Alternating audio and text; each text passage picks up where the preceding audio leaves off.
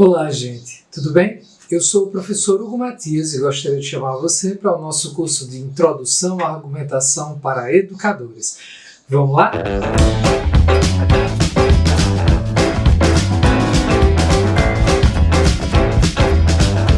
Olá, gente, tudo bem? Estamos aqui para mais uma aula do nosso curso de Argumentação para Educadores e desta vez nós falaremos um pouco sobre raciocínio e os seus tipos, ok?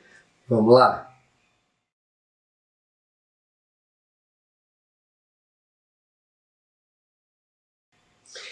Gente, em uma outra aula nós falamos sobre a inferência e os seus tipos, e nessa vamos falar sobre raciocínio.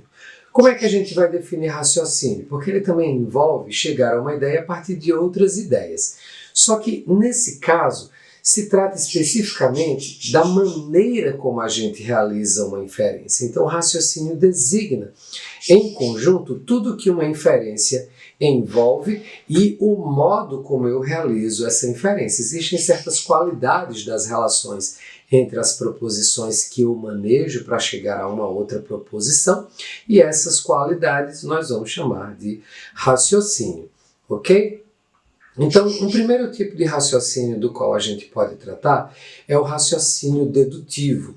É um tipo de inferência. Aliás, especificamente um tipo de inferência lógica. A característica distintiva do raciocínio dedutivo é que o seu propósito e a sua qualidade são oferecer provas decisivas da verdade das conclusões, né? Em função, é claro, da verdade das premissas e um certo tipo de relação entre elas. Então, o raciocínio dedutivo é tal que ele pode ser idealizado e formalizado, e essa formalização permite a avaliação do raciocínio dedutivo como válido ou inválido. Para que a gente entenda melhor, talvez seja o caso tomar um tipo de raciocínio dedutivo como exemplo. E a gente vai falar do silogismo categórico. É um tipo específico de raciocínio dedutivo que envolve uma conclusão que pode ser inferida de duas outras proposições. Proposições que precisam ser categóricas típicas, ou seja, proposições que envolvam categorias, classes de coisas. Tá? De maneira geral, você tem quatro tipos de proposições categóricas. Uma que faz uma afirmação universal, outra que faz uma negação universal, outra que faz uma afirmação particular, outra que faz uma negação particular. Para cada um desses tipos de proposição, nós atribuímos uma letra, na sequência que eu acabei de mencionar, A, E, I, O. Além disso, compõe a forma de um silogismo categórico aquilo que a gente vai chamar de figura. Vejam, os modos são os tipos de proposições categóricas que compõem. Eu posso ter um silogismo todo feito de afirmações universais. Então, seria um silogismo cujo modo é A-A-E. A-A-A, desculpem.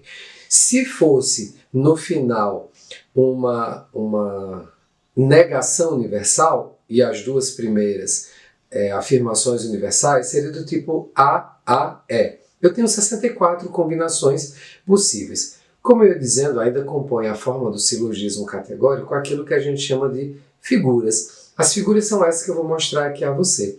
Eu posso ter, por exemplo, primeiro o termo médio e depois o termo maior de uma proposição. Na segunda proposição, o termo menor, seguido do termo médio, e na conclusão, o termo menor seguindo o termo maior. Essa é uma figura possível, as figuras possíveis estão aí, são 4. O termo é como entra aí a categoria que nós mencionamos. Tá? Então a gente pode pegar um exemplo aqui de um silogismo. Pense nas duas premissas do silogismo. Nenhum herói é covarde. Essa é a primeira premissa. E a segunda, alguns soldados são covardes. Veja, a primeira premissa é uma negação categórica universal. Eu falo algo sobre todos os heróis, que todos eles não são covardes, ou nenhum herói é covarde. A segunda é uma afirmação particular, ela não afirma sobre todos. Ela afirma sobre alguns. Alguns soldados são covardes. O que é que eu posso inferir daí? Posso inferir que alguns soldados não são heróis. Então, para a gente utilizar os termos que eu introduzi agora há pouco, herói é o termo maior. Ele é o mais abrangente nas categorias que eu utilizo nesse silogismo. Covarde é o termo médio. O termo médio está nas duas premissas do silogismo. Veja que ele vai aparecer também na segunda premissa. E soldados é um termo menor, de menor abrangência. Então, note que eu não terei na conclusão o termo médio, terei o termo menor e o termo maior. A conclusão é: alguns soldados são heróis. Note, então, que o modo desse silogismo é uma negação universal e uma afirmação particular e uma negação particular. E a figura é do segundo tipo, como vocês podem conferir agora na lista que eu passei a apresentar. Como são 4 figuras e 64 modos, quando eu junto isso, eu vou ter 256 formas possíveis de silogismo. E apenas algumas dessas formas são válidas. A forma do silogismo que a gente acabou de dar como exemplo é válida. Na verdade, é uma das 19 formas válidas categorizadas. Então, eu espero que a gente tenha tido uma ideia de como funciona o silogismo categórico e para que isso tenha ilustrado o raciocínio dedutivo. Veja que isso se relaciona com a argumentação de maneira interessante. Existem silogismos acerca dos quais as premissas não podem ser estabelecidas como verdadeiras. Elas são, no máximo, prováveis. Esse tipo de silogismo é conhecido como entimema e é muito utilizado na argumentação nas situações mais comuns. É interessante que, de maneira geral, quando nós raciocinamos no dia a dia, a psicologia do raciocínio ela vai nos dizer que a nossa competência para o silogismo varia com a inteligência, ela aumenta com a inteligência, a nossa competência, com a nossa capacidade de gestão da memória de trabalho, com o treinamento que nós tivermos em raciocínio lógico e ainda é afetado pelo nosso humor. Veja só que interessante. Em termos lógicos, puramente lógicos, a avaliação da validade de um silogismo não é afetada pelo conteúdo do silogismo, mas no dia a dia nós somos influenciados pelo conteúdo. É interessante que, de maneira geral, a gente julga a validade sob efeito de um fenômeno chamado viés de crença, que é a tendência de aceitar conclusões inválidas, mas que nos parecem plausíveis, críveis, ou a tendência de rejeitar conclusões válidas, se elas nos parecem muito inacreditáveis. Não é interessante? Isso deve fazer a gente pensar sobre como a gente participa de diálogos argumentativos no dia a dia.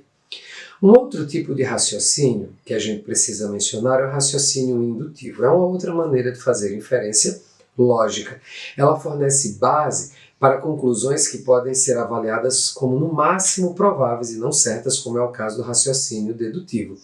Geralmente é um tipo de raciocínio, o indutivo, que busca generalizações. Os lógicos costumam dizer que a mecânica básica do raciocínio indutivo é a analogia, ou seja, a percepção sistemática de semelhanças entre as coisas que nós estamos observando e acerca das quais nós queremos indicar algum tipo de novo conhecimento. Portanto, se trata, de maneira geral, no raciocínio indutivo, de uma inferência que progride do observado para o não observado. É possível, mesmo assim, avaliar o raciocínio indutivo, ainda que não formalmente, como nós podemos fazer com o raciocínio dedutivo. E existem critérios que a gente pode utilizar, que são muito conhecidos, e que todos eles se baseiam na qualidade das analogias que a gente está fazendo. Em primeiro lugar, a gente pode, por exemplo, avaliar a quantidade de entidades que são comparadas. Quanto maior a quantidade, mais qualificado será o raciocínio indutivo. A quantidade de analogias, ou seja, de aspectos semelhantes entre as entidades que nós estamos observando. A pretensão das conclusões em nosso raciocínio também são relevantes. É claro que conclusões mais fortes são mais exigentes em termos da qualidade do nosso raciocínio. É interessante que o número de dessemelhanças pode indicar um mau sinal para o raciocínio indutivo, quando a inferência que eu estou fazendo envolve uma conclusão com entidades que são de alguma maneira dessemelhantes daquelas entidades que eu mencionei nas premissas. Isso seria problemático. Por outro lado, o grau de dessemelhança entre as entidades de maneira geral que eu estou comparando pode ser favorável ao raciocínio. Se eu estou comparando entidades que são diferentes, muito diferentes entre si, mas que têm algumas semelhanças que são constantes, inferir acerca dessas semelhanças pode ser mais qualificado sob a condição que eu acabei de mencionar, porque eu tenho uma diversidade maior de entidades que eu estou comparando e acerca das quais eu estou fazendo conclusões. É claro que talvez o critério mais importante seja a relevância das analogias ou das semelhanças entre as entidades, né, para as conclusões que eu estou fazendo. Existem vários tipos de raciocínio indutivo. A indução formal, a indução simples, a indução amplificante, a indução estatística, a indução probabilística, hoje muito disseminada em ciência.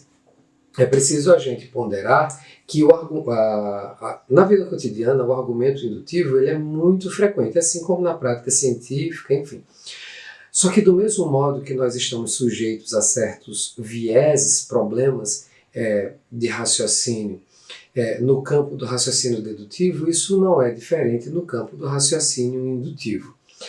Aliás, na vida cotidiana, a diversidade de formas de pensar e a fragilidade do nosso pensamento tem conduzido muitos investigadores a investigar um outro tipo de raciocínio, que é o raciocínio formal, que vai ser o tema dominante das nossas aulas daqui para frente. Aliás, hoje eu espero que tenham entendido raciocínio dedutivo e indutivo, espero que tenham gostado. Não esqueçam de deixar o like. Valeu, gente. Até mais.